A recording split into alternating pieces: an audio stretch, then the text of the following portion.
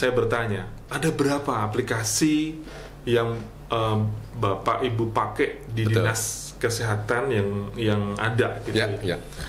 Jawabannya mencengangkan saya, Pak. Betul sekali. Betul. Dia cerita ke saya itu 129 aplikasi itu. Ya, ada 400 aplikasi itu ya. Dan kemudian pada waktu itu saya juga, ini gimana caranya mengintegrasikan 400 aplikasi. Iya, betul.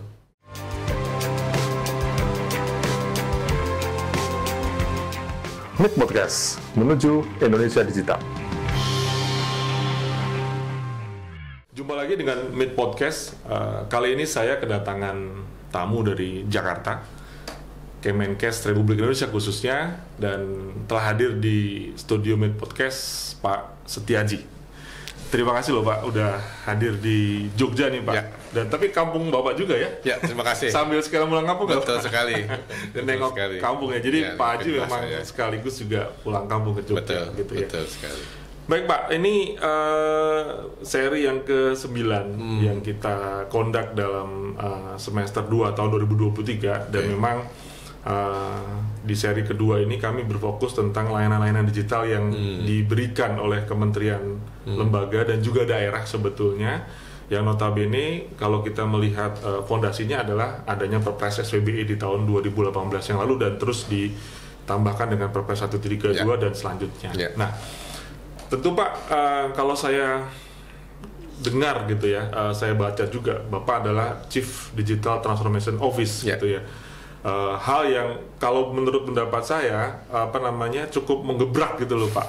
Ini institusinya secara organisasi di posisi yang mana, secara strukturalnya, atau memang ada jabatan yang ini orang-orangnya ASN atau kayak gimana? Mungkin boleh cerita dikit sih Pak, DTO kesehatan itu apa? Biar mungkin rekan-rekan bisa clear dulu. Ya, terima kasih Pak Mas Andi atau Pak Andi ya, dan teman sekalian, senang sekali bisa share di sini ya.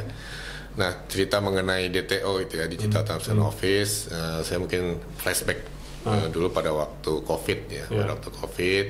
Terus kemudian kan kita penting untuk bagaimana data COVID itu bisa kita sinergikan dan kemudian datanya bisa dimanfaatkan untuk penanganan COVID gitu ya. Nah, kita melihat bahwa ini pekerjaan besar dan kemudian perlu tim yang cukup solid gitu ya untuk bisa mengakselerasi digitalisasi tadi. Nah, berawal dari COVID, terus kemudian Pak Menteri menugaskan saya gitu ya untuk bagaimana cara mengakselerasi. Nah, kita lihat gitu kondisi bukan hanya di Kementerian Kesehatan tapi juga di Pemprov ataupun juga di kementerian yang lain gitu ya. Kalau kita melihat talent digital itu kan sangat limited ya, di lingkungan kementerian maupun juga daerah gitu. Nah, sementara yang kita kerjakan ini cukup besar. Cukup besar itu artinya secara infrastruktur harus bisa mengcover ratusan juta masyarakat Indonesia. Terus kemudian juga sistemnya ini bukan yang kecil tapi harus enterprise arsitektur dan sebagainya.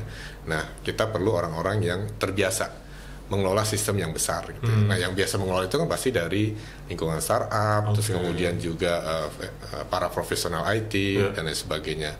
Nah, kalau kita bergerak hanya di ASN ataupun employee yang ada, itu sangat mustahil gitu ya. Apalagi ini hitungannya bukan hanya jam tapi juga menit dan detik. Hitungannya nyawa orang gitu ya. Nah, karena itu akhirnya kita menyiapkan tim namanya DTO. Pada waktu itu belum kepikiran namanya apa gitu ya. Terus kemudian kita coba cari. Namanya keren sih Pak. Iya, kita coba cari istilahnya dan lain sebagainya. Sepertinya cocok untuk Digital Transformation Office. Dan kemudian akhirnya dibentuk DTO di Maret ya, di 2021. Dan kemudian kita start dari yang minimum dulu ya. Nah, kemudian saya coba hire beberapa key person ya, untuk nanti mereka bisa mengkontak teman-temannya gitu ya. Karena ini mengajak para talent profesional gitu untuk ke pemerintah itu challenging juga gitu ya. Pertama dari sisi rate, terus kemudian betul juga perilaku di kita dan sebagainya itu sangat-sangat besar itu. Nah, kemudian itu satu sisi, berikutnya lagi organisasi mau seperti apa gitu ya. Betul. Nah, sementara kan sudah ada Pusdatin yang mengelola IT gitu ya. Gimana? Nah, kemudian kita melihat bahwa Pusdatin ini kan posisinya di seluruh kementerian pasti eselonnya eselon 2 gitu. Bagaimana caranya kita bisa mengelola seluruh direktorat yang eselonnya di atasnya gitu ya. Walaupun kita tahu Pusdatin itu bisa langsung di bawah Pak Menteri, gitu. Tapi secara persepsi, secara struktural di bawah gitu. Nah, oleh karena itu, terus kita perlu mengkombinasikan gitu ya. Pertama ada tim yang secara independen gitu ya.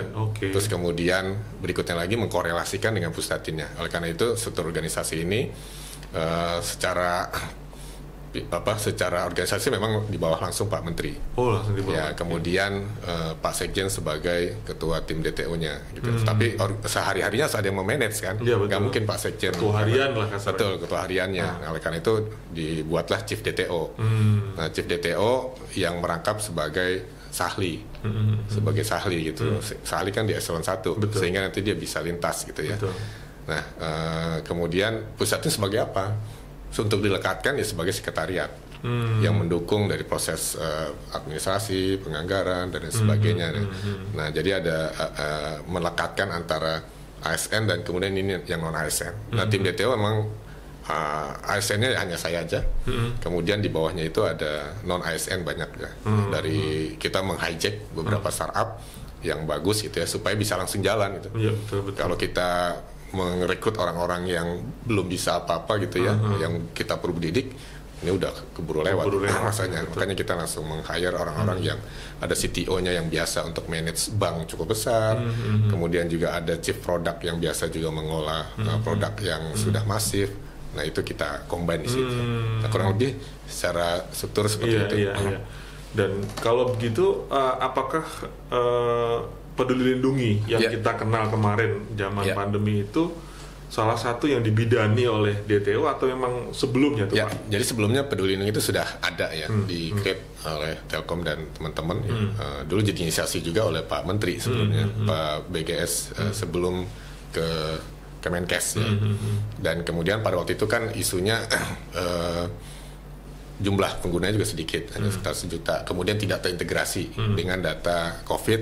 Betul. Dan kemudian hanya integrasi dengan sertifikat. Nah, kita akhirnya kerja bareng dengan Telkom dan teman-teman ya.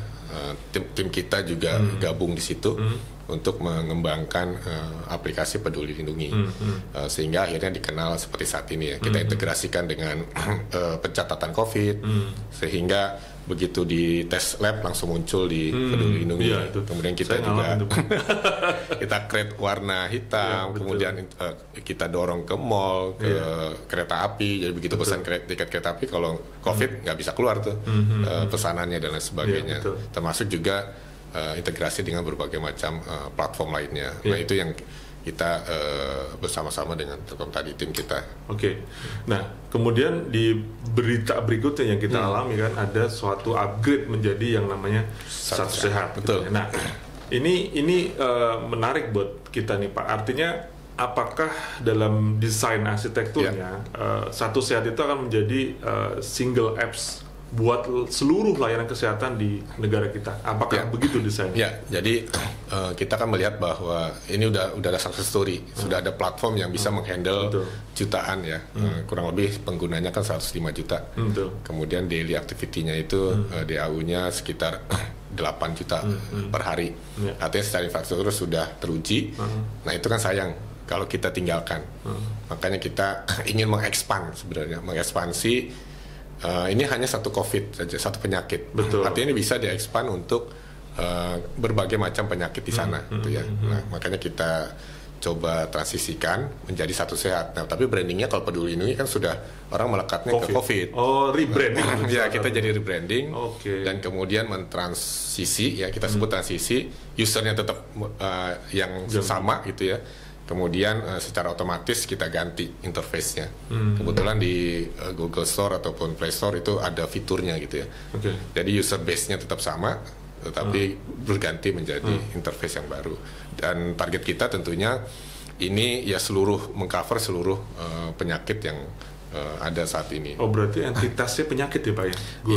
Iya, jadi ini sebenarnya lebih merubah yang tadinya ke sifatnya laporan kesehatan gitu ya, menjadi layanan. Sebenarnya ini adalah basisnya layanan. Dan yang kita kembangkan itu, ini kan hanya interface depan. Tapi basic utamanya itu adalah bagaimana kita mengintegrasikan rumah sakit ke dalam aplikasi tadi. Makanya kita juga siapkan platform Satu Sehat. Jadi ada platformnya. Platform, kenapa kita siapkan platform? Karena existing itu sudah ada sistem-sistem yang ada. Nggak mungkin kita mengganti seluruh sistem yang ada, yang sudah running gitu ya. Itu banyak sekali isunya kalau kita ganti. Jadi caranya bagaimana ya, kita siapkan platform standar pertukaran datanya, protokolnya, termasuk juga standar metadatanya, sehingga begitu saling ngobrol bisa langsung terhubung dan kemudian dibaca sama di aplikasi tersebut. Oke Pak, ini saya tuh pernah main di salah satu provinsi Pak. Kebetulan saya ke dinas kesehatannya. Ini jadi true story loh Pak. Ya ini mohon maaf kalau betul. Jadi saya bertanya, ada berapa aplikasi yang Bapak Ibu pakai di dinas kesehatan yang ada gitu? Jawabannya mencengangkan saya Pak. Betul sekali. Dia cerita ke saya itu 129 aplikasi. Itu dari mana Pak? Saya bilang. Ya dari Kemenkes Pak. Ini apa namanya? Semua minta laporan. Semua bidang ini minta bikin aplikasi. Bidang ini bikin aplikasi lagi di Kemenkes. Pak 150 kan banyak Pak. Iya, malah kerja kami ini nginput data aja. Nah, itu satu kondisi Pak. Kemudian tadi Bapak cerita tentang di mana DTO Bapak tadi merebranding Satu Sehat sebagai satu layanan tunggal untuk kesehatan. Nah, apakah DTO juga melakukan proses transformasi terhadap institusi Kemenkesnya sendiri Pak? Apakah hanya fokus kepada layanan yang akan kami nikmati sebagai warga nih Pak? Bahwa nanti pada saat kami mendapatkan layanan kesehatan tidak perlu ribet dalam artian dari mulai pendaftaran, mulai rekam medis kami saat kami sakit di satu daerah sudah terintegrasi, jangan dicek lagi nih saya punya batuk atau punya apa. Nah, yang kedua yang saya mau tanyakan adalah terkait dengan transformasi sendiri di Kemenkes. Nah, apakah itu menjadi area juga oleh DTO melakukan hal itu Pak? Sama menjawab 100 lebih aplikasi dari Kemenkes itu Pak? Jadi pada waktu kita mulai masuk ke Kemenkes itu yang kita cek pertama kali tentunya ada aplikasi apa saja sih yang mensupport. Pada waktu itu kita khusus di COVID gitu ya. Nah kemudian kita melihat banyak sekali, memang ratusan, ada kurang lebih 400. Lebih parah ya? Yang itu yang saya satu sekitar, saya waktu itu minta satu-satu tuh Pak. Ada 400 aplikasi gitu ya. Dan kemudian pada waktu itu saya juga, ini gimana caranya mengintegrasikan 400 aplikasi.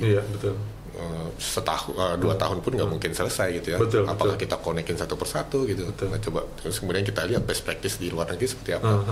Ternyata data kesehatan itu base-nya itu adalah medical record.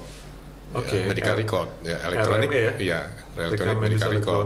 Nah yang kita lakukan sebelumnya adalah kita kan ini mendapatkan informasi berapa penyakit misalnya malaria, TB dan lain sebagainya. Nah karena kebutuhan untuk dapetin data, akhirnya bikinlah aplikasi based on penyakit. Penyakit kan banyak gitu ya, ratusan. Maka akhirnya lahir kan pada waktu itu keperluannya untuk seperti itu. Nah kemudian kita lihat apakah kita integrasikan satu-satu. Ternyata tidak begitu. Jadi jawabannya adalah kita perkuat di rekam medis elektronik. Karena begitu masyarakat datang ke rumah sakit, didiagnosis penyakit malaria ataupun dicek di lab penyakit TB dan lain sebagainya, data itulah yang kita tarik. Jadi tidak perlu lagi tuh aplikasi-aplikasi yang sifatnya pelaporan tadi. Kita based on aja, kuatin aja di layanan. Jadi yang jumlahnya ratusan tadi, otomatis itu akan berguguran. Otomatis ya? Punah dengan sendirinya. Betul, karena kita sudah dapetin datanya dari RME yang disiapkan oleh masing-masing rumah sakit tadi. Ini mirip seperti COVID kan. COVID kan hanya ada aplikasi di lab gitu ya, di-input kemudian masuk ke Peduli Lindungi, itu udah sebagai laporan kan. Tidak perlu lagi kan bikin berapa jumlah orang yang COVID gitu dan lain sebagainya. Sama seperti kalau kita pakai Gojek gitu kan. Sebetulnya kan kita mensetor data bahwa saya senang makan nasi goreng. Tanpa disurvei loh Pak.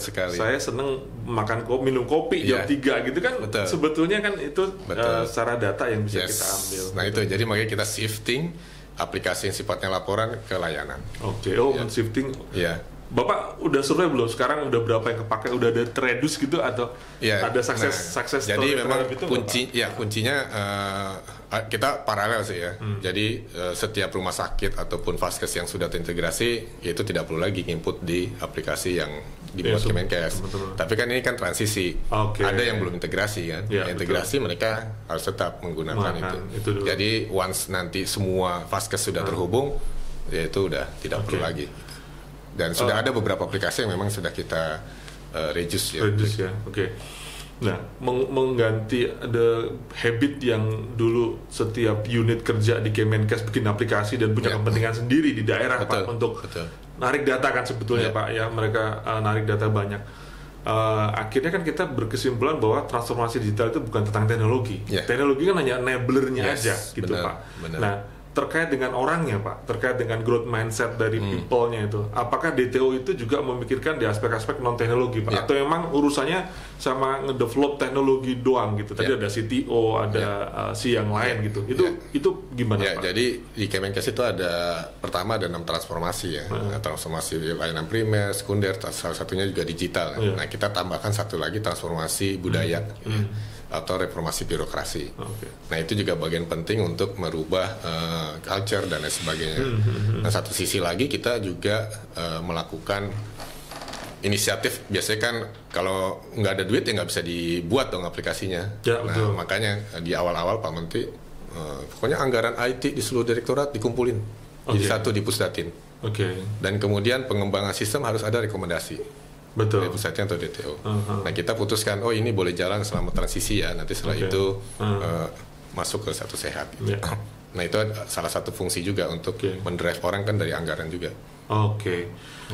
Boleh besok saya cek ya, Pak ya. Kalau saya lagi main ke provinsi gitu, udah berapa nih gara-gara ada satu sehat aplikasi? Udah sekarang udah puluhan misalnya gitu ya, Pak ya. Artinya berprogres bahwa itu akan menjadi satu hal besar. Betul. Ada satu daerah yang seluruh puskesmas dan rumah sakitnya sudah 100% terintegrasi, tapi masih banyak yang memang belum. Dan itu akan mengurangi aplikasi-aplikasi yang belum sifatnya pelaporan tadi kan, Pak. Betul sekali. Dan maksud saya ini menjadi satu role model juga, Pak, karena ini kan baru kita ngomong Kementerian Kesehatan. Kementerian kita kan 25 lebih, Pak.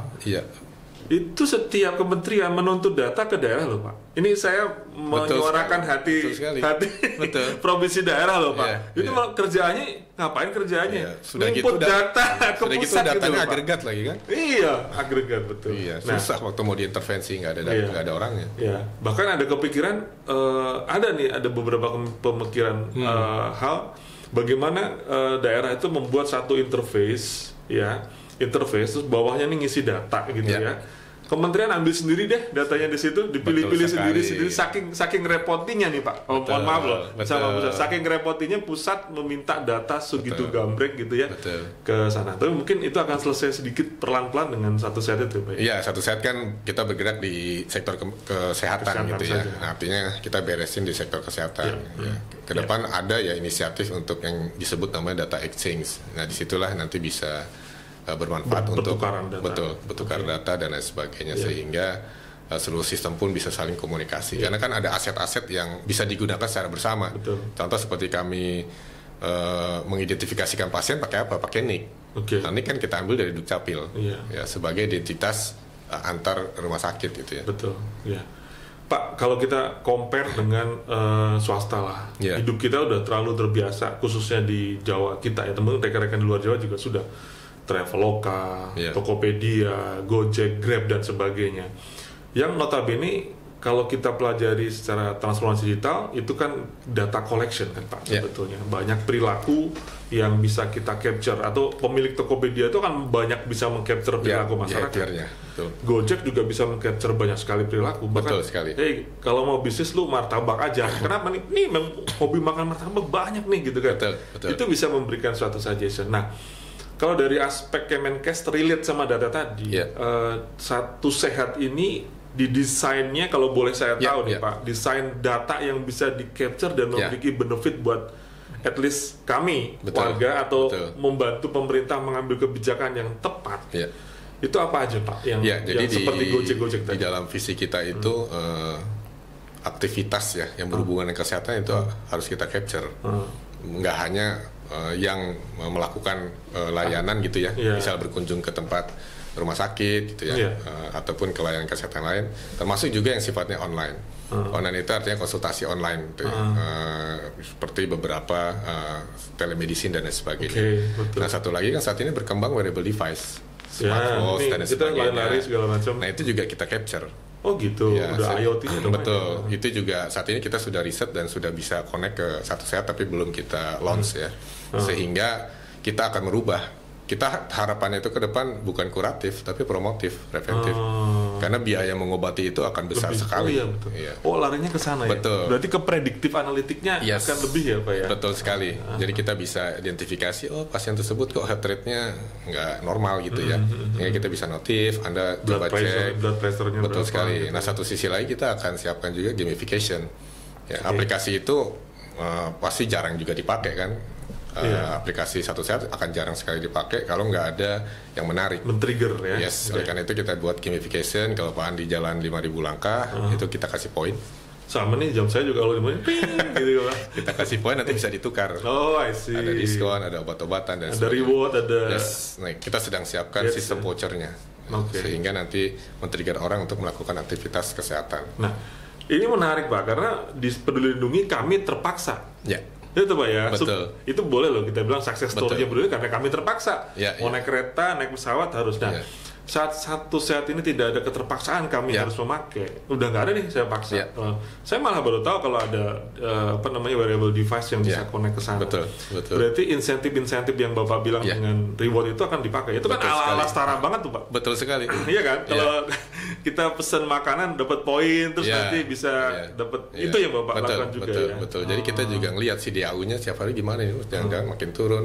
Makanya kan nggak terbiasa ya di pemerintah itu ada tim produk gitu ya. Biasanya tim pengembang aplikasi. Makanya pendekatan kita itu bukan aplikasi tapi produk. Jadi produk itu kan harus diriset, terus kemudian dikembangkan kembali, terus kemudian disukai atau tidak. Nah itu perubahan mindset juga ke ASN kita gitu ya. Bahwa ini adalah layanan, produk, services yang harus kita upgrade terus. Berarti di DTO juga kalau berbasis layanan tadi ada service desk-nya juga dong Pak? Ada. Kalau kami komplain nih, wih kok nggak gimana nih? Itu betul. Quick respon 24 jam atau betul, gimana? 24 jam. Kita juga lagi siapin untuk customer services, tapi basisnya adalah generative AI. Survei udah ada belum Pak di Satu Sehat? Sudah ada. Kemarin kita survei. Maksud saya kepuasan pengguna. Saat saya menggunakan, terus saya itu sudah bintang 1, bintang 5 gitu. Sudah ada. Ditanya itu fitur apa. Kita lihat sih tiap hari kan dari sistem bisa kita lihat lognya ya. Mana yang sering digunakan. Kemudian dan sebagainya kita selalu survei rutin untuk cuman memang masih terbatas risetnya karena tim kita juga belum banyak. Pak, ini urusan sama data tadi. Kalau Bapak sudah sedikit bicara prediktif Pak, kira-kira use case apa yang Bapak akan capture dalam konteks prediktif yang mungkin bisa melihat bahwa kesehatan masyarakat itu ke depan akan begini, misalkan Indonesia nih Pak khususnya. Misalkan kalau kita lihat berita nih tingkat obesitas warga akan kemungkinan begini, sehingga kalau negatif kan kita mitigate, kalau positif kita achieve gitu Pak. Nah, aspek prediktif dalam use case apa Pak yang kemungkinan bisa di-capture dari Satu Sehat Pak ke depannya? Sebenarnya sih banyak sekali ya. Yang priority Pak ya. Kita bisa lihat dari prioritas penyakit yang saat ini ada di Indonesia ya. Seperti stroke. Tetap penyakit ya. Betul. Stroke, terus kemudian hipertensi. Seperti hipertensi, kemudian juga ada cancer dan lain sebagainya. Nah, semua itu untuk memprediksi itu kan harus ada base awalnya, data awal. Makanya tahun ini kita juga kejar untuk melakukan screening. Screening itu ya dilakukan tes, ini diabetes, ini tidak, dan lain sebagainya, sehingga dia punya faktor risiko. Nah, dari situlah kita bisa melakukan prediksi gitu ya. Sekarang memang sudah terlihat cenderungan trennya orang diabetesnya tuh meningkat gitu ya. Meningkat dan kemudian di level berapa usianya itu juga terlihat. Nah, itu kan yang pengen kita reduce kan. Termasuk juga yang penyakit-penyakit yang memang prioritas gitu ya. Yang perlu kita lakukan bukan hanya pada saat, karena penyakit-penyakit seperti stroke dan lain sebagainya itu ada golden period ya. Itu juga perlu kita pastiin gitu supaya orang tersebut tidak pada saat kondisi stroke dan sebagainya. Kita juga sedang kerjasama dengan Yastroki, Yayasan Stroke Indonesia, ya untuk juga menggunakan indikator yang ada di Smart Band ini. Jadi ada indikator-indikator yang bisa kita gunakan bahwa Anda ini sebenarnya ada gejala mau ke stroke gitu ya. Nah itu kita kasih alert, notifikasi, sehingga nanti merubah budayanya, misalnya dengan jalan kaki atau merubah pola makan dan sebagainya. Nah itu salah satu contoh yang sedang kita lakukan juga bersama Yastroki, Yayasan Stroke Indonesia. Itu prediktif tuh personal, Pak. Tapi kalau untuk yang besar itu, nah yang besar itu sebenarnya kita bisa belajar pada saat COVID gitu ya. Kan yang paling penting adalah deteksi awal. Jangan sampai misalnya menjadi meluas. Nah dengan data yang real time tadi kita bisa lihat ternyata di sana mulai ada tren gitu ya, meningkat DBD-nya, tadinya 1 terus tiba-tiba jadi 2, 3, 4. Nah dengan itu kita kasih alert kan, ada threshold tertentu yang mengatakan wah ini sudah perlu ditangani tim terjun dan sebagainya. Nah itu akan sangat memudahkan gitu.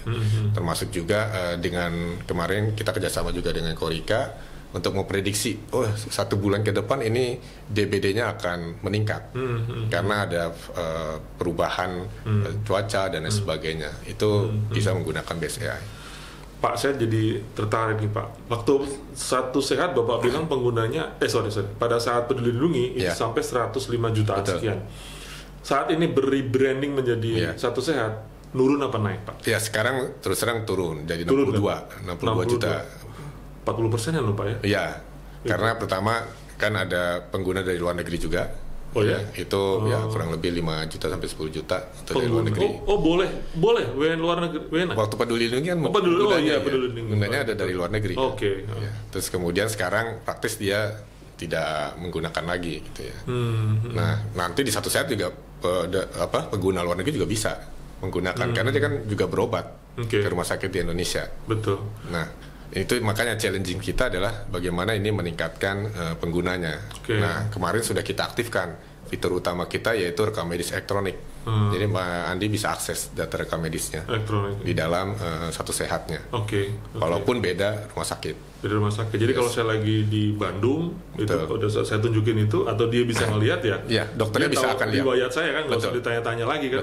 Kalau selama ini kan suka ditanya alergi obat, kemarin minum obat apa? Wah lupa. Nggak, catatan di dompet ada kalau alergi. Anak saya udah alergi banyak gitu kan. Termasuk sertifikat vaksin. Anak-anak itu ya BCG, campak, polio itu juga muncul. Oke. Nah, ini juga akan menjadi satu hal, tadi Bapak cerita tentang WNI dan WNA. Tentu akan korelasi sedikit tentang masalah digital ID, Pak. Iya kan? Digital ID ini penting banget. Betul sekali. Artinya betul sekali.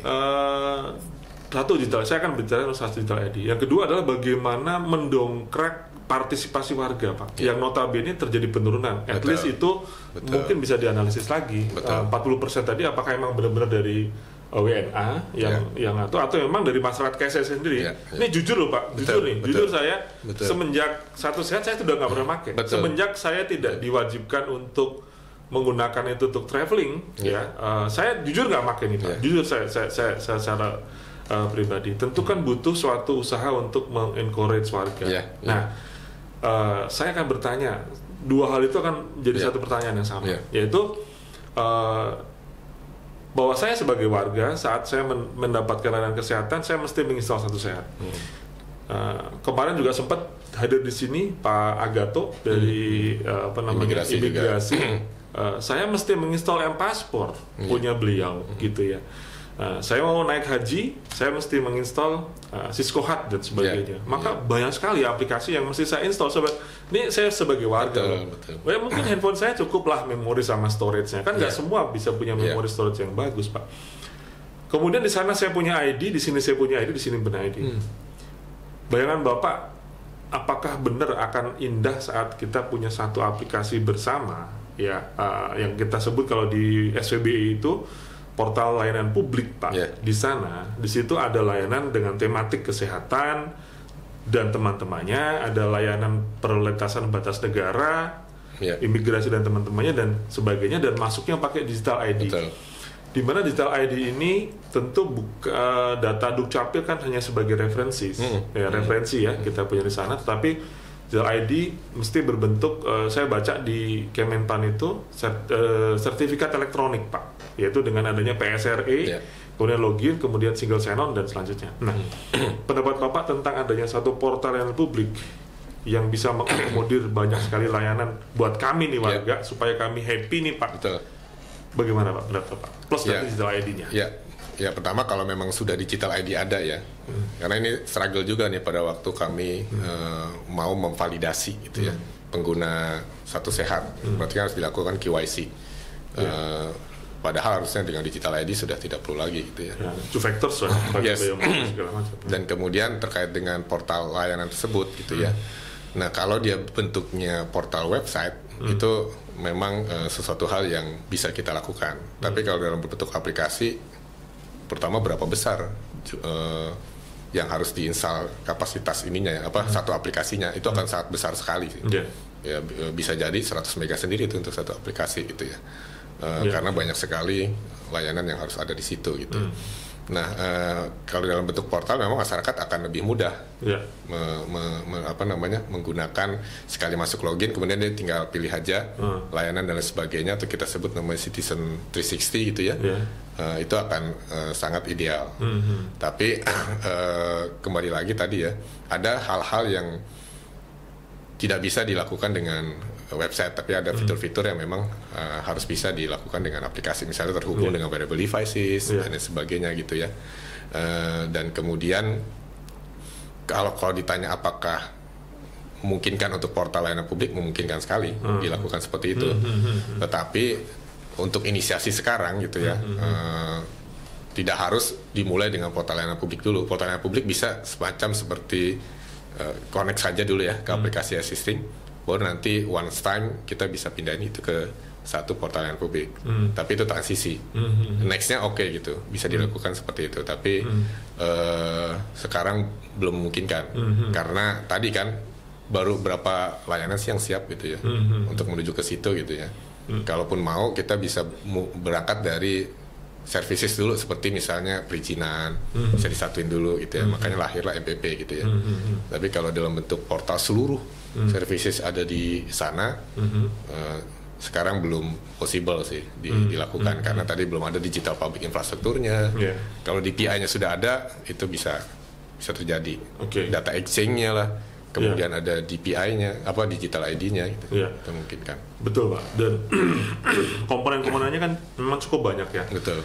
Fondasi, kalau kita bicara masalah super apps itu, kita banyak referensi yang kita baca, itu kan salah satu fondasinya adalah digital ID. Tanpa digital ID maka kita sebetulnya nggak bisa ngapa-ngapain Pak. Itu yang harus segera tetapkan. Betul sekali. Yang kedua adalah adanya payment di situ, gitu kan. Karena pertanyaan berikutnya adalah pada saat saya udah punya digital ID, what next gitu loh. Ibarat saya punya ID, terus saya mau ngapain dari situ? Apa saya mau belanja, saya mau berobat, menjadi layanan berikutnya. Tapi hal yang menarik berikutnya adalah masalah tadi data exchange Pak. Kemungkinan Pak, korelasinya Kemenkes ini paling banyak akan berhubungan dengan kementerian mana untuk data exchange-nya Pak? Selain dari Dukcapil Pak. Apa tuh Pak kira-kira? Salah satunya juga kebutuhan pendidikan juga, contoh pada waktu COVID aja itu sudah kita mulai untuk membuka kelas ya supaya terbuka gitu, melakukan pendidikan tatap muka. Nah, yang kita lakukan adalah pertukaran data COVID gitu. Jadi tiap malam kita identifikasi siapa yang kena COVID, kemudian kita kirim ke Dikbud, ke sekolahnya gitu, ke gurunya lah. Ini ada murid yang kemarin kena COVID, kemudian kelasnya ditutup dulu untuk sementara. Nah, ini juga kita lakukan juga untuk Kemendikbud untuk hal-hal yang lain seperti sanitasi lingkungan, karena ngomongin kesehatan itu nggak hanya kami saja. Belum lagi ngomongin perumahan loh Pak, perumahan juga masuk loh Pak. Betul sekali. Misalnya ngomongin stunting gitu ya. Stunting itu hanya 40% saja kontributor kami. Multidimensi lah. Betul sekali. Nah, jadi makanya next begitu satu sehatnya selesai, kita berangkat ke yang kita sebut One Health. One Health itu ada lingkungan, terus kemudian juga ada tadi contoh sekarang lagi polusi, gitu ya. Itu juga kan bagian penting. Nah, itu akan sangat terhubung. Belum lagi kita juga akan menghubungkan juga dengan Kemenak untuk pergi haji. Oh iya kan. Pergi haji itu kan 200.000 masyarakat Indonesia. Zaman dulu ada meningitis, sekarang nggak tahu saya tuh. Sekarang juga ada meningitis yang nanti udah nggak pakai meningitis. Iya, untuk haji untuk haji tetap. Kalau umroh yang enggak. Umroh aja kan. Iya, umroh yang tidak. Nah, untuk pergi haji kita siapkan sertifikat. Termasuk juga kalau di internasional itu ada namanya International Patient Summary. Jadi kita bisa exchange antar negara, tapi tetap secure, datanya nggak disimpan. Nah, itu penting untuk dibaca di Arab Saudi. Oh, ternyata Anda punya penyakit kritis gitu ya. Karena banyak yang meninggal juga kan di sana. Itu juga banyak sekali pertukaran. Jadi bukan hanya di sini, tapi lintas negara juga akan terjadi. Data exchange yang tadi Bapak ceritain tadi selama ini berarti masih host to host dong Pak ya? Ya kalau yang sekarang yang kami di Kementerian Kesehatan betul dari pendidikan misalkan. Iya. Itu masih host to host. Masih dengan pendidikan. Harusnya kan ada satu layer lagi. Ya. Sebetulnya Kominfo kalau di Perpres itu ada yang namanya SPLP Pak. Ya. Sistem penghubung layanan pemerintah atau SPLI lah sekarang instansi. Betul. Nah, Anda itu menempel ke dalam portal layanan publik ya, di mana portal layanan publik tadi menjadi exchange. Betul. Kalau mau connect ke misalkan Kemenkes mau connect ke pendidikan ya udah lewat ini terus ke sana. Jadi kan tidak perlu host lagi gitu. Tapi ada satu harus di-upgrade sih SPLP-nya karena di data exchange itu ada kredensial juga ya. Ada mengatur log juga atau apa namanya. Sehingga tahu bahwa data itu digunakan oleh siapa dan lain sebagainya. Jadi bukan hanya sekedar mengatur tapi juga meng-capture, mengasih kredensial dan lain sebagainya, itu yang harus ditambahkan di sana. Oke, tadi kita sudah sedikit banyak menyinggung yang namanya SPBI, gitu ya, sistem pemerintahan berbasis elektronik. Ya, ini kan visinya Pak Presiden dari 2015 yang dulu kita punya e-government yang tidak terpadu, sekarang kita pengen terintegrasi gitu ya Pak ya. Nah, sekarang juga saya sempat podcast sebelum ini dengan Peruri Pak, gitu ya. Jadi saya bertanya ke Peruri tentang adanya rancangan peraturan presiden, baru rancangan nih Pak, tapi kan tentu sudah menjadi satu bahan pembicaraan yang lumayan serius tentang percepatan transformasi digital Pak. Di mana ada satu peran dari Peruri untuk melakukan semacam pengembangan ataupun assessment terhadap inisiasinya adalah 9 inisiatif strategis. Salah satunya adalah kesehatan Pak. Gitu. Nah, korelasi yang akan terjadi di sini seperti apa Pak? Walaupun saya sempat bertanya juga di Peruri bahwa akan melakukan proses assessment terlebih dahulu, memiliki kriteria-kriteria seperti apa. Kalau sudah bagus ya teruskan aja. Tapi kalau belum mungkin sudah ada beberapa kendali. Nah, mensikapi rancangan ini seperti apa Pak? DTO khususnya Pak? Ya, kami melihat bahwa mengelola tim gitu ya, digital itu nggak mudah gitu. Emang gampang kayaknya tinggal ngerekrut aja, tapi merekrutnya pun juga sulit. Kemudian juga ada isu pengadaan dan lain sebagainya. Dan kemudian kita melihat bahwa ini success story gitu ya, yang harus kita bawa ke level nasional. Dan kemudian untuk menginfluence kementerian-kementerian yang lain gitu ya. Tapi kan apakah harus dibikin di tiap-tiap kementerian gitu, itu jadi tidak efisien juga. Kenapa nggak kita bawa ini ke ranah yang lebih besar nasional gitu ya, tim DTO masuk ke GovTech nasional, tapi juga bisa membantu untuk akselerasi kementerian yang lain gitu ya. Nah, tentunya dari kami sangat mendukung sekali adanya Perpres ini gitu ya. GovTech kan sebetulnya GovTech Indonesia kan? Betul. Karena kan di negara-negara lain itu best practice-nya seperti itu gitu. Kenapa kita nggak coba gitu melakukan itu? Nah, kita sangat berkepentingan untuk Perpres ini bisa lahir dan kemudian menggawangi inisiatif tadi seperti ada DPI gitu ya, Digital Public Infrastructure yang di dalamnya ada Digital ID dan lain sebagainya, sehingga tentunya akan sangat membantu kami untuk mempercepat digitalisasi di kesehatan, termasuk nanti integrasi dengan kementerian yang lain seperti Kemenak, Kemendikbud, Capil dan lain sebagainya gitu. Ya.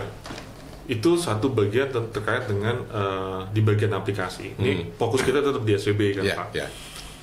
Satu lagi di SPBI itu juga menceritakan masalah pusat data nasional. Itu ada di Perpres SPBI gitu. Dan notabene kan sekarang inisiatornya masih ada di Kominfo dengan adanya PDN itu. Nah, gimana Kemenkes dalam konteks DTO ini memanfaatkan atau belum memanfaatkan PDN, atau ada suatu hal yang menjadi kendala atau advantage dari. Jadi kalau PDN ditanya itu, pengguna PDN paling besar ya Kemenkes sebenarnya. Oh gitu Pak. Dulu pada waktu Peduli Lindungi digunakan, kita langsung juga menggunakan PDN, Pusat Data Nusantara. Nasional. Nasional. Nah, waktu itu kerjasama dengan Kominfo dan sebagainya untuk itu sistem vaksin juga ada di sana gitu ya. Jadi kita sudah terbiasa menggunakan PDN. Ya, walaupun ada beberapa limitasi gitu ya. Betul. Seperti misalnya multi cloud dan sebagainya belum siap. Karena kami saat ini menggunakan sistem yang multi cloud, makanya kami juga mengembangkan sendiri juga basisnya untuk kesehatan ya. Sehingga nanti tetap ada di PDN, tetap ada di yang lain, supaya sebagai DRC-nya juga gitu. Sekarang kan dengan ada multi cloud sebenarnya DRC udah nggak terlalu relevan lagi. Oke Pak, ini menuju terakhir pertanyaan saya.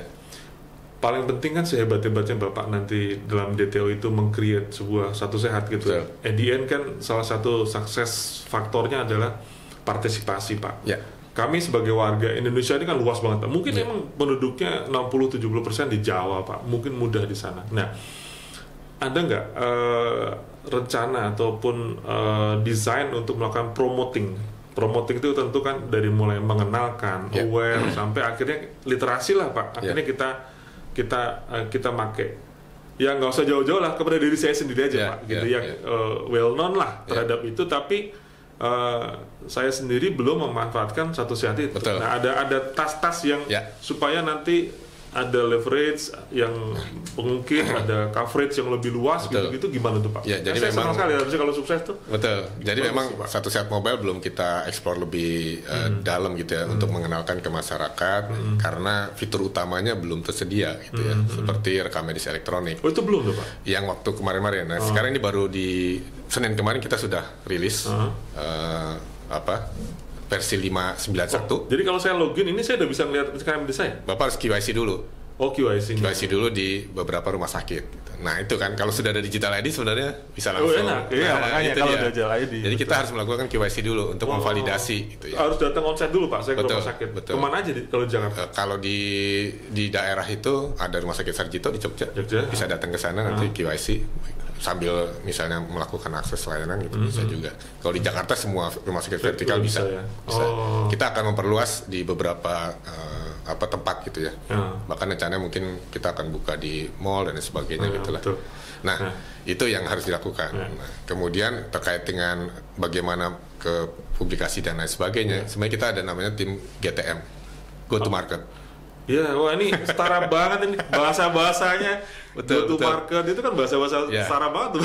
Ya, jadi go to market kita memang baru fokus di vaskes-vaskesnya. Bagaimana vaskes mau integrasi dengan kita, jadi sosialisasi, dikenalin FHIR itu apa dan sebagainya. Nah, itu ada tim yang go to market. Nah, baru ada juga tim go to market untuk mobile juga gitu ya. Bahkan kita juga siapin helpdesk-nya harus helpdesk juga yang ke sini gitu. Jadi benar-benar end to end gitu ya. Nah, untuk menuju ke situ banyak hal yang kita lakukan gitu ya, mulai mengenalkan terus dan sebagainya sehingga baru dari sisi produk bisa menyiapkan hal-hal yang lebih strategis gitu. Termasuk juga memastikan ini kan harus inklusif gitu ya. Bagaimana yang nggak punya handphone? Ya itu gimana tuh? Ya jadi satu keluarga itu bisa family-nya dimasukin di sini. Oh kayak sertifikat vaksin itu kan bisa ngelihat beberapa tuh dulu ya. Betul. Ayah ibu saya yang sudah sepuh itu juga kan bisa dilakukan di sini. Jadi keluarganya, family-nya bisa di sini. Jadi satu keluarga satu apps aja. Satu apps saja bisa dilakukan. Oh, identifikasi baik kakak atau asal? Ya, ada kakak. Nanti kan ada kakak yang memvalidate si orang tersebut gitu ya. Oh, jadi udah ada perhitungan juga terhadap orang yang kasarannya ya. Betul. Gaptek lah atau memang coverage teknologinya rendah gitu, cukup satu aja gitu. Termasuk juga di daerah-daerah remote area gitu ya. Kita juga siapkan namanya virtual point of care. Oh, ada poin-poin gitu? Iya, poin-poin yang nanti masyarakat bisa melakukan akses terhadap layanan kesehatan secara digital. Di situ? Iya. Kayak ATM gitu modelnya ya? Jadi dia harus datang ke situ gitu. Oh, jadi emang... Ya kalau dia nggak punya handphone gimana kan? Iya kan, dan itu masih banyak loh Pak. Ya, itu dia. Karena kita berpikir mungkin di Jawa saja gitu ya. Kita juga mikir inklusif kan, aksesnya universal. Makanya kita harus siapin juga point of care, termasuk juga internet akses tentunya. Akses mungkin bukan Kemenkes dong. Ya, makanya kita minta Kominfo. Kominfo yang akan bisa menjadi. Tapi harus kita siapkan kan, pikirkan. Karena banyak paskes juga yang belum internet gitu.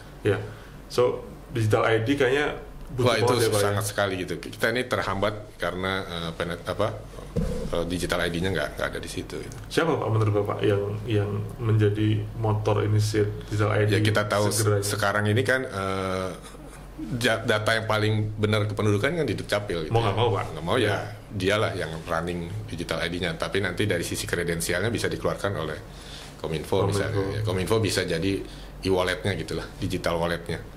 Ada digital ID kesehatan, digital ID kependudukan dan sebagainya. Jadi peraturan digital ID ini ditunggu banget ya oleh hampir semua. Waduh, saya menunggu sekali nih. Kalau itu udah kelar ya. Saya nggak perlu datang ke rumah sakit lagi dong untuk hanya KYC. Yes.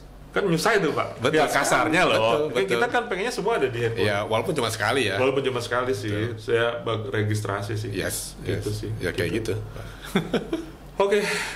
Thank you Pak Aji. Sama-sama. Kayaknya kita udah ngelihat banyak tentang pertama saya udah kenal DTO tadi. Oh ternyata memang dibentuk di bawah Pak Menteri langsung dalam sinkronisasi harmonisasi dengan Sekretaris Jenderal ya.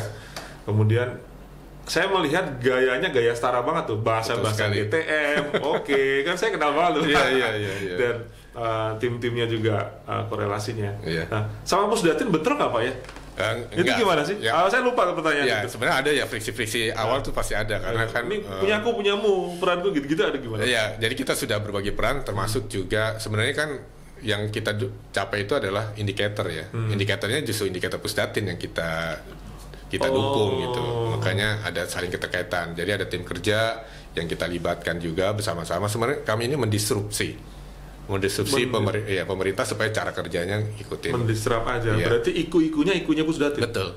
Oh gitu Pak. Jadi DTO ini ikunya Pusdatin, dia menginnovate ya. Supaya ada terobosan, ada prioritas yang akan diselesaikan. Betul. Oh paham banget saya. Paham. Itu ilmunya transformasi digital banget tuh Pak. In practice nih jadinya gitu. Betul sekali. Oke, terima kasih Pak Haji. Sama-sama. Saya banyak sekali knowledge dan juga wawasan dan saya sangat menunggu sebagai warga nih Pak, bukan sebagai saya gitu bahwa RME tadi as soon as possible kita bisa terima karena ya kita di rumah sakit mana nggak usah nanya-nanya lagi gitu ya, itu satu. Dan kita sama-sama berharap digital ID segera dirilis entah oleh siapa secara koordinatif ya, Kemendagri, Kominfo, sehingga kita sebagai masyarakat juga mengambil benefit di dunia digital yang udah nggak bisa ditolak lagi ya Pak. Betul sekali. Oke, terima kasih Pak Haji untuk bisa hadir di sini dan saya pikir kasih. kita banyak manfaatnya. Terima kasih Pak Haji. Terima kasih.